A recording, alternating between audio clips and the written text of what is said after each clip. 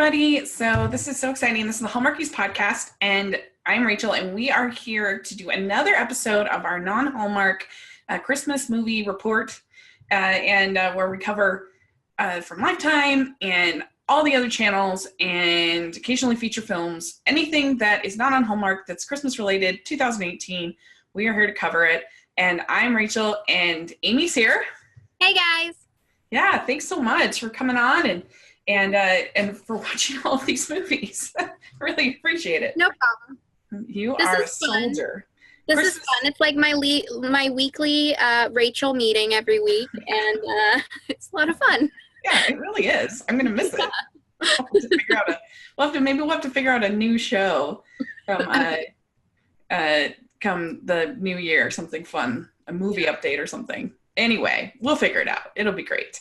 So this is exciting. I have 8 films that I have seen since we last reported, and on different networks, different things. And so it's going to be some good, some not so good. So and you have 6, correct?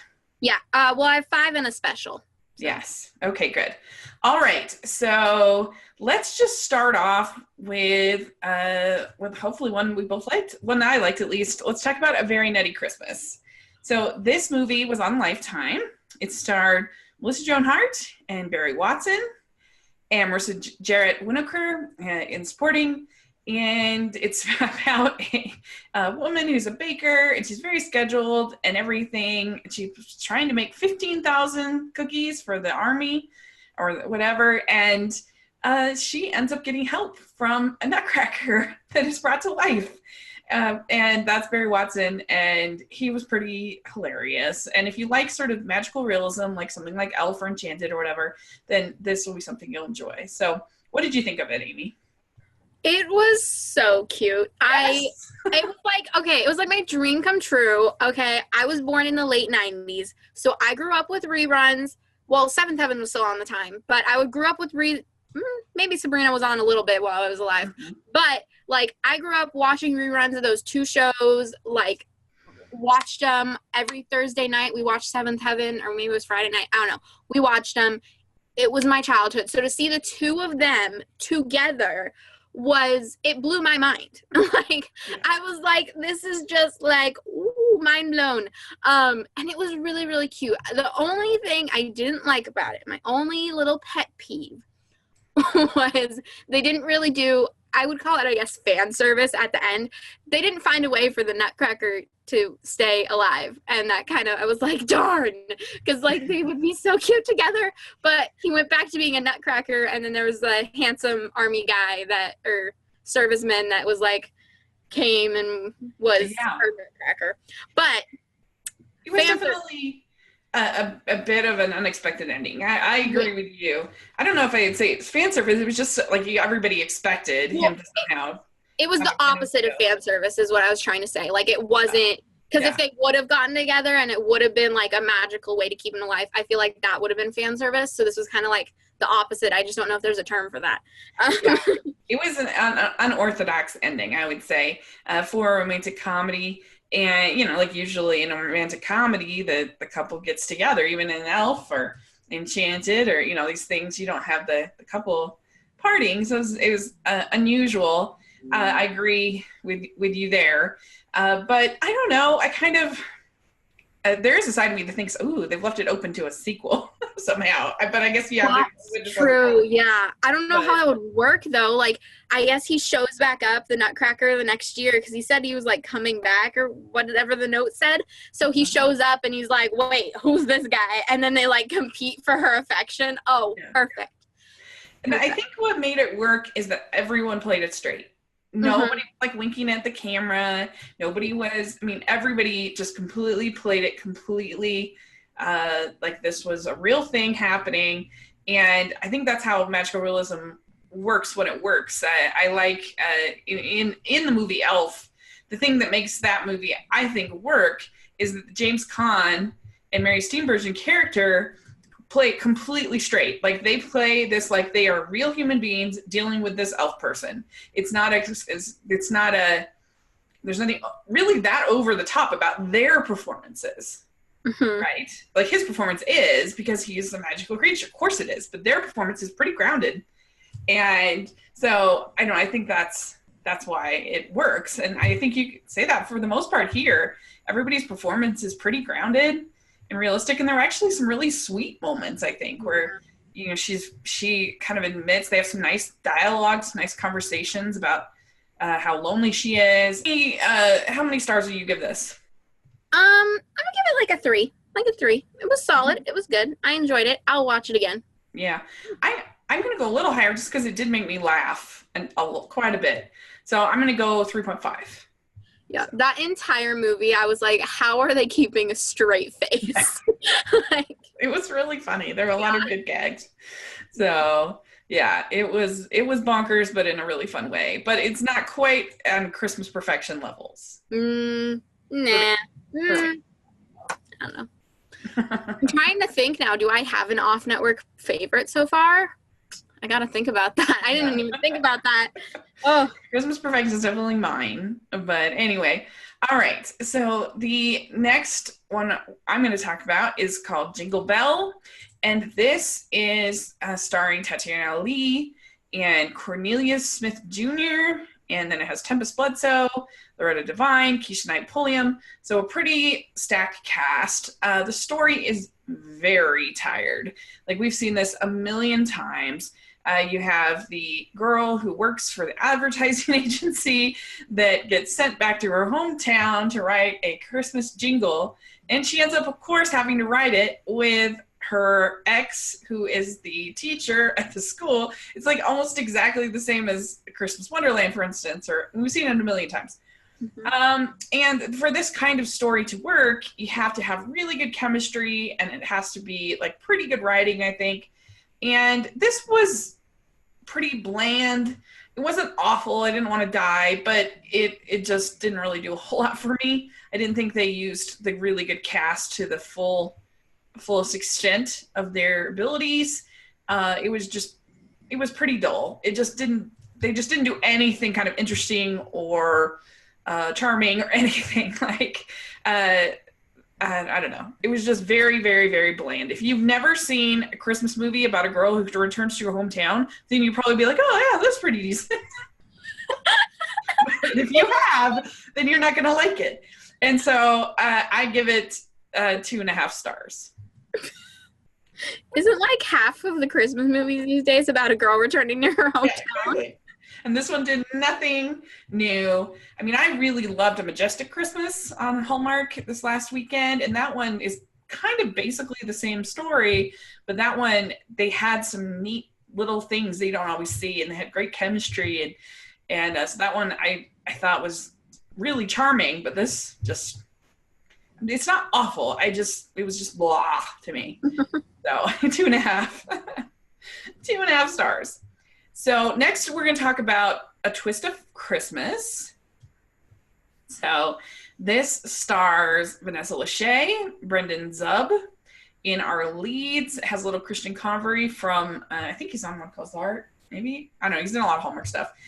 And as a little boy, but it was so weird to me because I felt like they should have swapped kids. She should have had his daughter because, and he should have had there's no world where Vanessa Lachey has a child that looks like Christian Convery. Like, yeah, like blonde, very, very Caucasian, very like not mixed at all.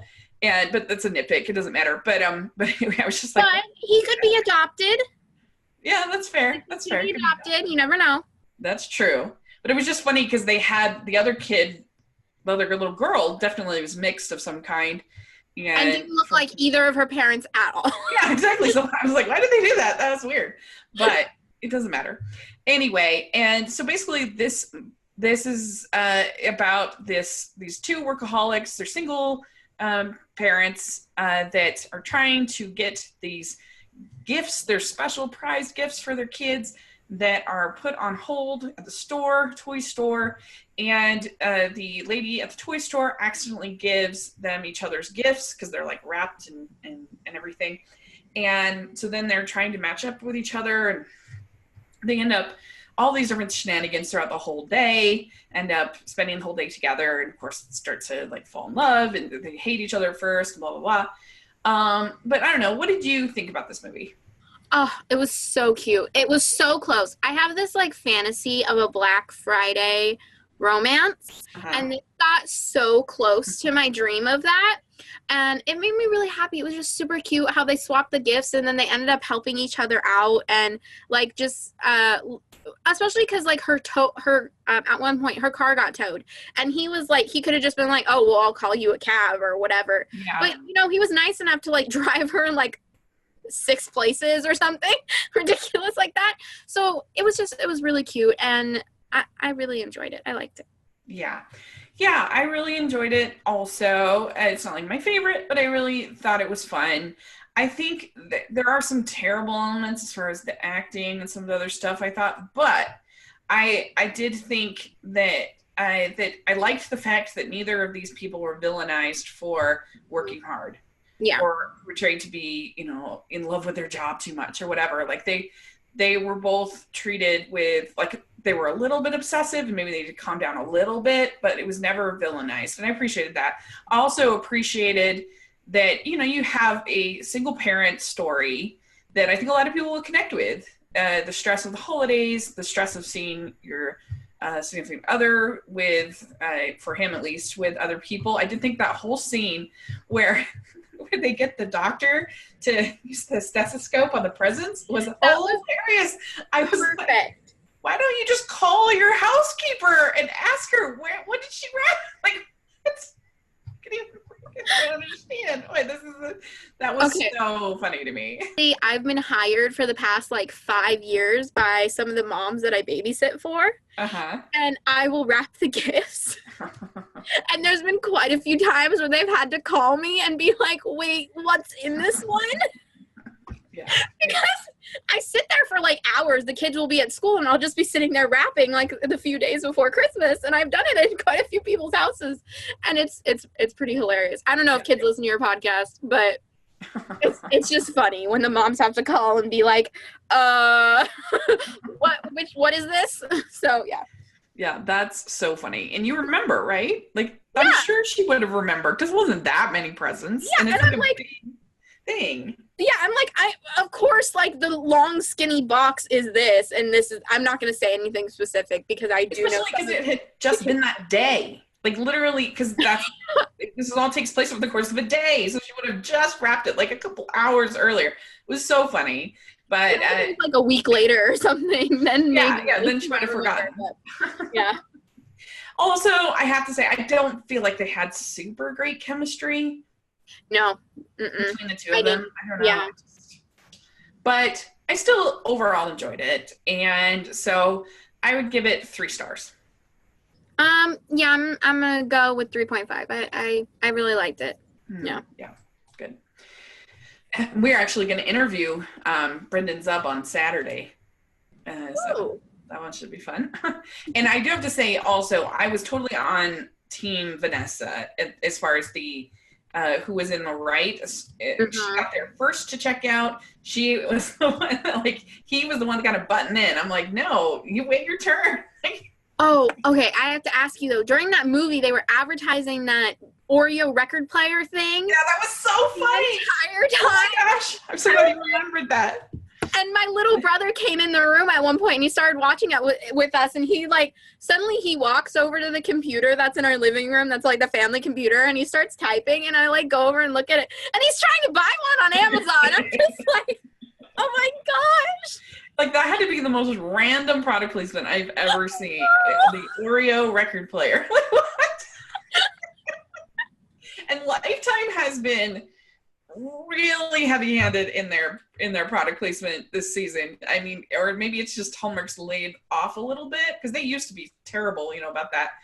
But which was the one that it was My Christmas Inn. They had like a really long segment in My Christmas Inn where they were talking about Balsam Hill, and they like showed the website, and there's like, here's the different parts of the website. Look how amazing. I was like, what is this? And there was one recently, I'm not sure, it might have been a TV show, but someone was talking about Wayfair for like 10 minutes, and like the website Wayfair, and I'm like, geez, this is not a home improvement show. Like, what?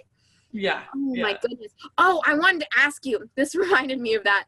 I know you asked the guy from Signed, Sealed, Delivered about the Woohoo he always drinks. Did you see Did you see the Woohoo pop product placement in the Christmas Chronicles on Netflix? Oh no, I didn't. That's funny. I wasn't paying attention. I saw that and I paused and I was like, oh my gosh, Rachel probably was like, haha, or whatever. I don't know why that stuck with me, like you and Woohoo for some reason. I'm sure you don't even like it. No, it's terrible. It's like chocolate water. It's horrible. But for some reason, that interview with that guy from Signed, Sealed, Delivered, that's what stuck from that. I don't know. Check out my interview with Eric Mabius. It was really good. Did you hear about Woohoo? Is that what it's called? Is it called Woohoo? It's called Yoo-hoo. Yoo-hoo. Okay. Yeah. I'm like the Sims over here. Woohoo. No, Yoo-hoo. Okay. Yeah. You were just really confused with Christmas Chronicles. You didn't know Kurt Russell, Goldie Hawn, Yoo-hoo. So lost. It is so funny too. Like, I have gotten probably more comments about you not knowing who Kurt Russell is than I've ever gotten at a podcast. I'm sorry. I Googled him after the fact and was like, oh, duh. Like, I don't it afterward. Oh, I'm sorry. I should go respond to comments. It was really funny. I love it.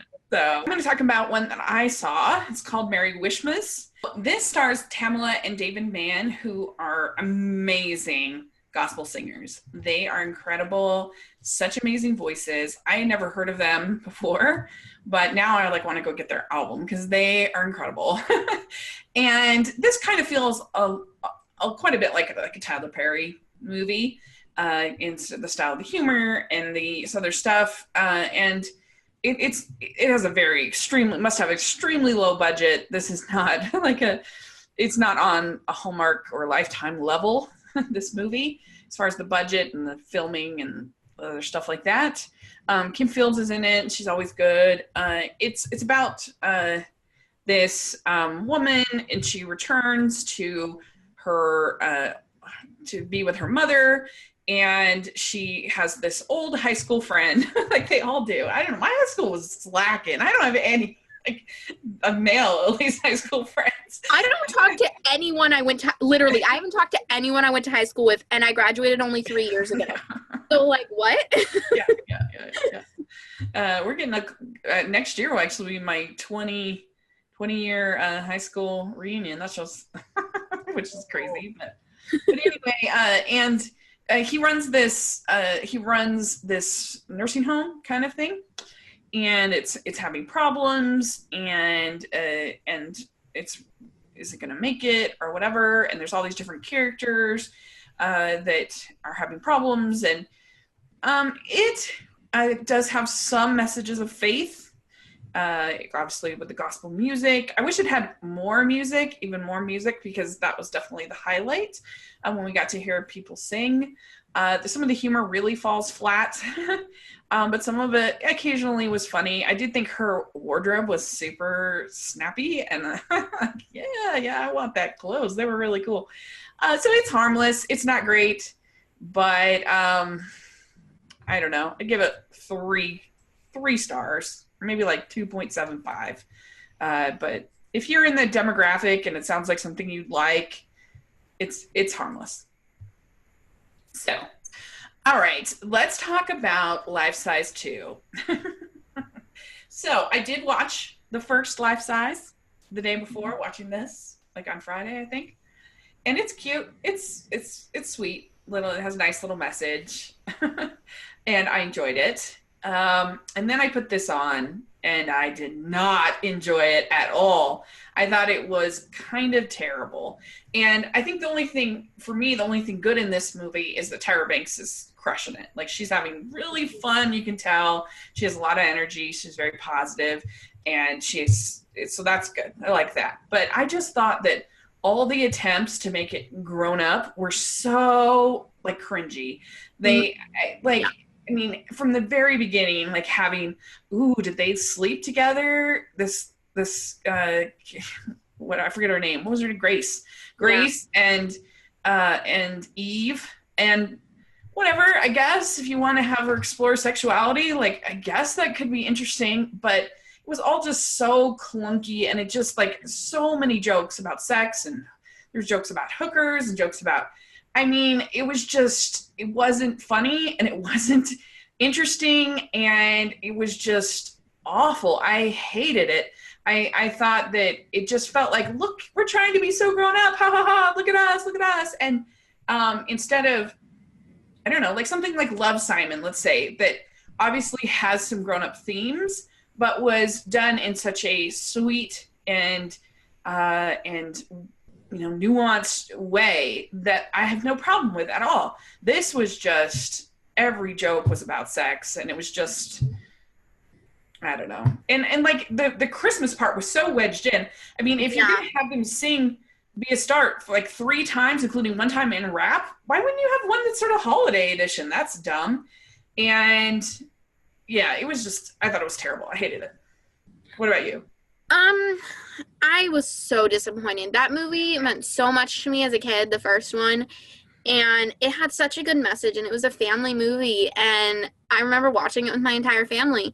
I want to say like 20 minutes into this movie, my mom looked over at my little brother and said, "You can't watch the rest of this," because it wasn't family friendly. It really wasn't, and it was trying too hard to be adult. And even though it was trying to be adult, and I am an adult, I didn't really like it. I don't really like adult humor like that. I don't appreciate it, and it really just didn't, it was just disappointing, and it was awful. I didn't like it. Yeah. And I felt like, honestly, I love the cast. I love the main girl who played Grace. I really love her. I mean, she was in one of the Cutting Edge movies. She was in Secret Life of the American Teenager. Everything she's done, I've liked until this, and I'm just like, and I like Tyra Banks too. I've gone to quite a few tapings of America's Got Talent, so like I really enjoy Tyra Banks, and I think she's a good host, like on America's Got Talent and stuff. But just this movie was just not my cup of tea. It was terrible. Like it was just trying way too hard to be edgy instead of just telling a good story. Like I don't have a problem with LGBT representation or characters that are dealing with it. I don't. But like when it's just put in there, I felt almost more for shock value than anything else. That's what I thought. It's just patronizing. It's not effective or interesting to me. It's just patronizing and irritating, and I didn't like it. So I mean, I think that diversity in cast is cool, but it has to be done better than this. That's for sure. So I gave it 1 star for Tyra. I'm not even gonna rank it. It just I'll never watch it again. And as far as I'm concerned, it doesn't exist. Only the first one does. I don't blame you. I don't blame you at all. So that was a bummer. Okay, then we saw the Christmas Catch. Both saw this. This is on Up Network. And this is about this woman who is this detective, and they're like doing undercover work with this guy who they're investigating because they stole this diamond reindeer. And which that reindeer looks so fake. Anyway, it's so bad.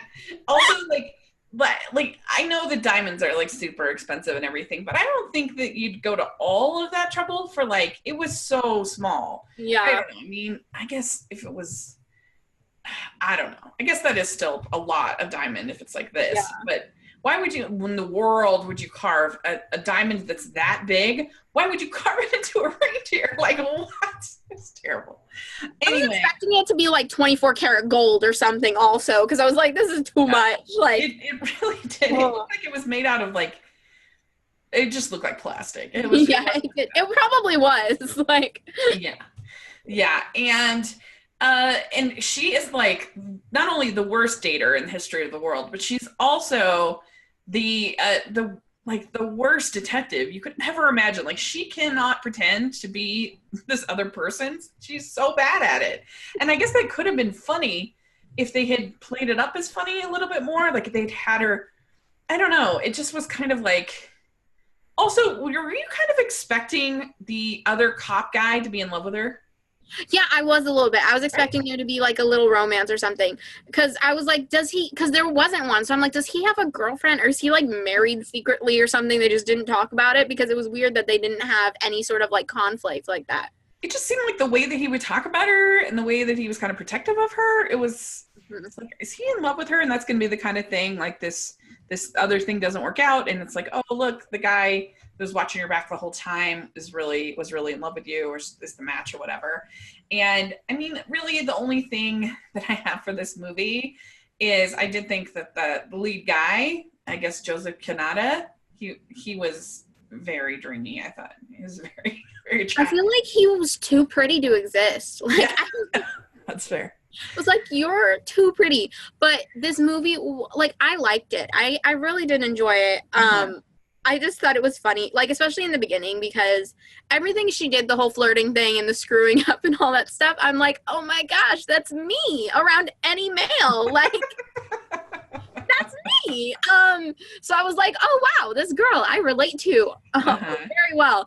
But there were just like some weird parts. I mean, I feel like if you were actually really in an investigation like that, maybe you wouldn't be like, I don't know, kissing the subject. Like, I don't know. It just seems a little... I think that you would at the very least be taken off the case. They'd be like, we're not going to have you go back. Like, yeah, like... developing feelings for this person. I don't know. It just seems weird. And the thing is, like, I feel like when they do investigation... Well, we find out later it was a fake FBI investigation. So obviously it wasn't really done like a real FBI investigation was, because it was faked. But like, you'd think they'd give you like more emotional like evaluations and stuff before you start these things, but I don't know. So yeah, the big reveal of the FBI captain being Karen, I think I was like, oh dear. I was like, also, would that ever happen? Because like, you can tell on badges by their number if they're fake. So like well, and also like there's all kinds of paperwork and other things, like it's not like you just work with the one person with the FBI. I mean, this is all I'm assuming, but you work with many people and they're gonna be like, we don't know her, we don't recognize her at all, like, who is this person? What? Also, like, if the mom had been a police captain for like years and years and years, she'd probably have an FBI contact by then. Yeah. But okay. Yeah, this one didn't do it for me. I don't know. It was just too, like I said, I thought he was dreamy, but that was really all that I got out of it. I don't know. I just thought the acting was pretty poor. And I thought it was weird that they, it's like, I think they got Yannick Truesdale for like one day. And his role was to basically be kind of the catty gay guy who they call when they need dating advice. Like, what? Like, I wish I had somebody like that in my life.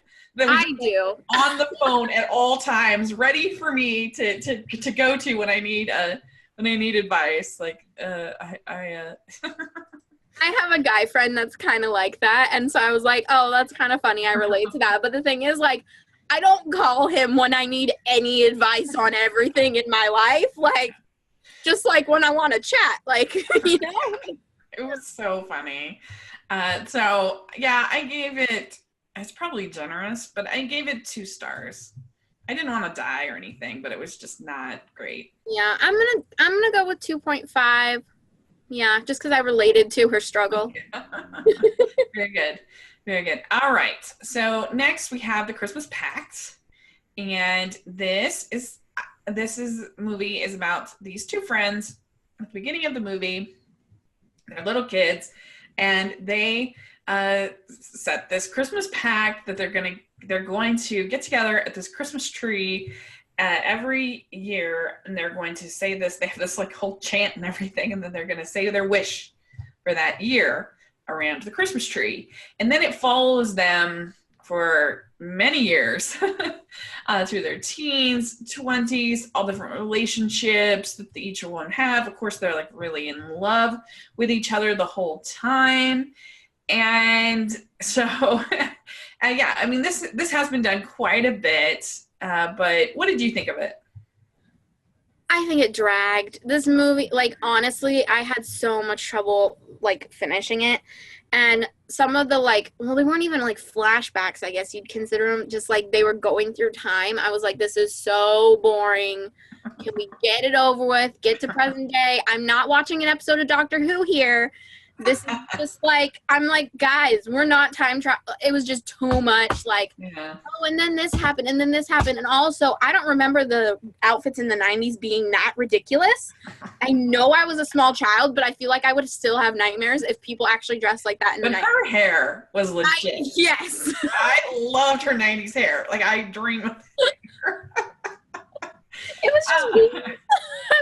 You know what? I actually liked this one. I thought it was really sweet, and I think the thing, I can see that it could be boring. It's not reinventing the wheel, but I just really liked the two leads a lot, and I actually thought they had pretty good chemistry, and I liked her especially. She was so cute, and I don't know. I felt like there was enough in each sort of segment to kind of move it along. It's not the greatest movie I've ever seen in my life, but I don't know. I liked it. I thought they were so cute and adorable that it won me over, I guess. Leads, Kyla Pratt and Jared Joseph are the leads, and I thought they were really sweet. And it was fun. There's the show called A Different World, which was a spinoff of The Cosby Show, and I loved The Cosby Show in its heyday. And Different World was a really good show, too. And her parents were, like, played by an iconic couple of Different World. They're on the show, they were Dwayne and Whitley. And so that was kind of fun. It's like, oh, Dwayne and Whitley. This is so fun. Yay. I could have used even more of them. But they were cute, I thought. And that was Jasmine Guy and Kadeem Hardison was their names. And so, yeah, I enjoyed it. I thought it was sweet. I do agree that they had good chemistry. I think the two mains had good chemistry. I do agree with that, yeah. So I give it 3.5 stars for me. I'm going to give it a 2.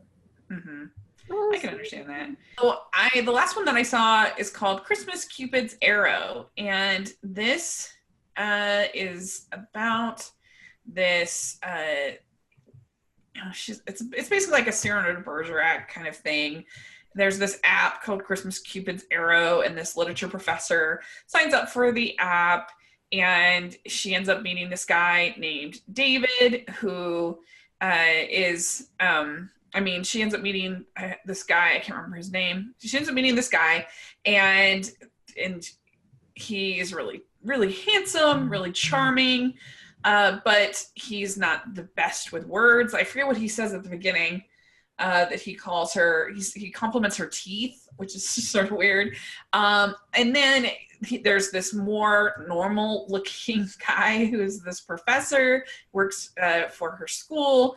And so, but they're friends, these two guys. And so the handsome guy ends up getting advice and poetry and different things from the normal looking guy. And so it's like this Cyrano de Bergerac kind of thing. And that would all have been fine. But this movie, I mean, I'm pretty tolerant of bad filmmaking in these movies. But this was too much for me. Like the sound in the movie was so bad.